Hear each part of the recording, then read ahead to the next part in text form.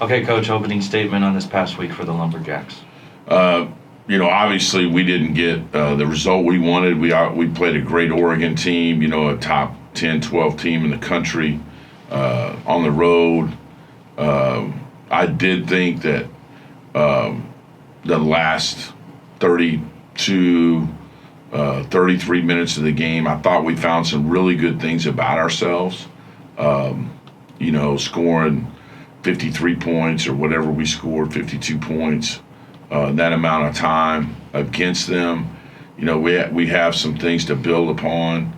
I thought we were really efficient during that stretch and basically played them head up. Really wasn't a game, but I thought our guys really battled throughout. And if there is a silver lining in something like that, it's not what we're here to do, but I thought our guys probably gained some confidence because of it. And so it was all in all, something we can take from it. It was unfortunate. We didn't have everybody. Miles Jenkins was in the hospital this past weekend, and so he's getting better, but not to have everybody. And then we had some guys step up. I thought Don played much better for us, and which is something as a freshman. He's been kind of going through some tough things, and he played better. Keon played a little bit better for us, and we're just kind of getting adjusted. And he showed a little burst yesterday that we hadn't seen since before he got hurt, so he's working his way back in, and so hopefully we'll continue to see that as we move forward. Turn over to the media. Yeah, Coach, and obviously, this road stretch ending, playing at home on Friday for finally first time this month, only time this month. Kind of talk about that. How's it going to be to finally be back at home after not playing here for? Yeah, it's been a long stretch, and hadn't been very successful, very fruitful for the Lumberjacks, and we're glad to be at home. Hopefully we have some people out here Friday night, and maybe they can do their Christmas shopping early and spend it with the Jacks, and we need loved on for sure. We need a lot of Santas and a lot of elves out here Friday night with us, and these kids need some loving on. They need support from the fans, and they've worked really hard, and they have continued to fight and show resolve in what they're trying to do, and it's good to see some shots go in the basket for them the other night. That's, I think, more than anything else is what they need. Yeah, Coach, and then kind of speak a little bit more on the confidence you feel like this team gained, especially in that second half, last 32 minutes of that game against Oregon. Yeah, I mean, it's, life is anything else. Life's about confidence and swagger, and this team's lacked it. Unfortunately, putting guys in different positions and learning, and I think we talked about this previously. Moving people to unfamiliar places, you question things, and we tried to really simplify stuff moving into that game, and I thought we were really slow to start, and the timidness maybe in us, we missed, I thought, some pretty simple shots that we normally might make, and not being able to get to the free throw line really affected us. I mean, that's where we lost the ball game, was at the free throw line and not getting there. And some easy shots. So hopefully we can do that this week. Excuse me. Yeah, Coach, and then obviously, you talked about it, Oregon, I think top 10 this week in the AP poll, top 12 last week. How does, playing a team like that kind of benefit you guys down the stretch, especially, a team of that quality like Oregon?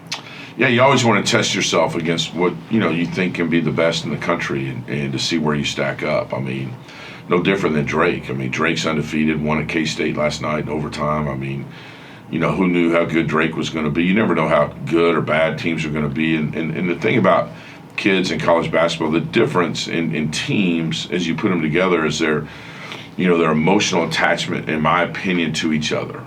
And as a coach, you're always trying to evolve their spirit and making their competitiveness, flow together. And that's kind of where we are. We've had guys in and out, but we got to keep them pulling together in the same way, and keep their confidence at a high, because 18 to 22-year-olds, as much as they think that they're indestructible, they're still relying on others to boost their confidence. And I think Unfortunately, ours has been. We've taken a few gut punches this year, and we got to continue to build it. We need a win really bad to get our confidence back where it deserves to be.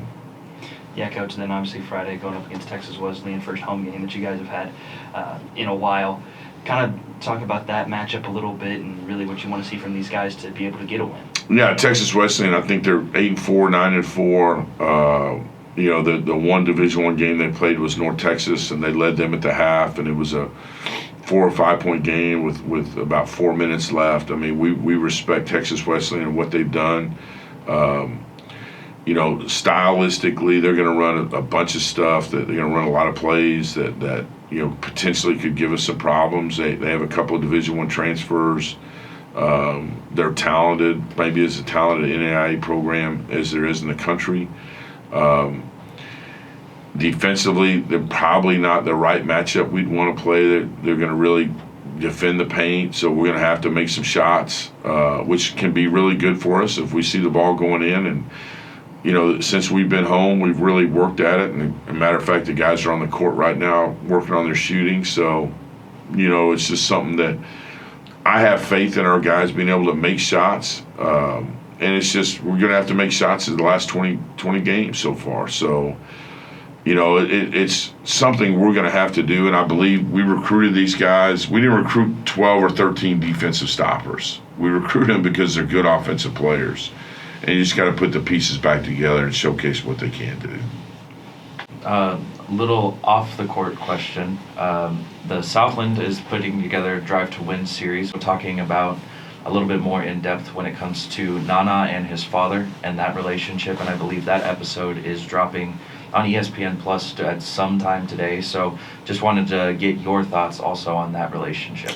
Yeah, it's a really cool deal, you know, between Nana and Dr. Kwame.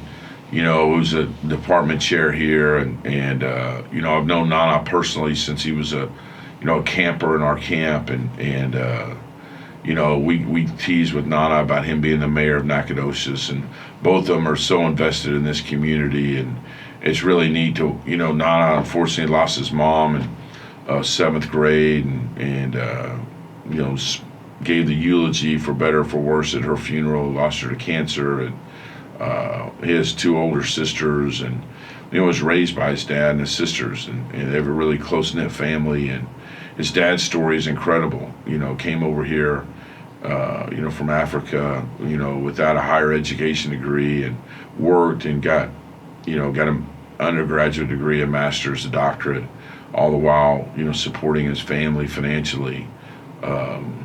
You know, which is an incredible story in and of itself, and then to raise those 3 children like they have, and then produce somebody like Nana, who already has his undergraduate degree and is going to receive his master's this spring. Just a unique, special family that I think everybody at SFA should be proud of and should honor. The bond between a father and a son that as a dad you hope to have that kind of relationship with your own children. Lumberjacks hosting Texas Wesleyan on Friday night. First home game in a long time. Make sure you come out and support the Jacks. Coach, thank you for your time. Merry Christmas and Axe 'em Jacks.